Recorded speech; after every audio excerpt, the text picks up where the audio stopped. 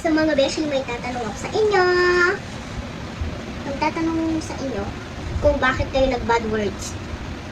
Pag nag-bad words kayo, pupunta kayo sa hell. Pag mabait kayo sa kapatid nyo, pupunta kayo kay Papa Jesus. Kaya yun,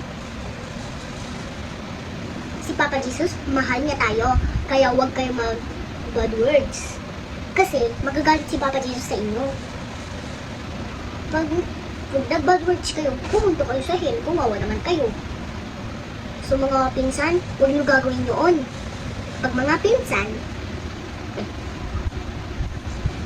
murmur, pag nanood mo to, masascribe ka, more. Tsaka ikaw, Ate Cassie, ikaw din.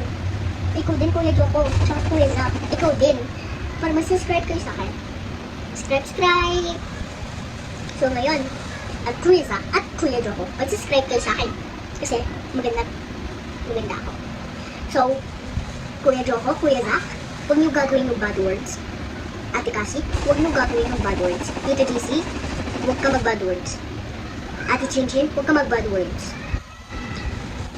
Mami Bunso, huwag ka mag-bad words. Lahat bawal bad words.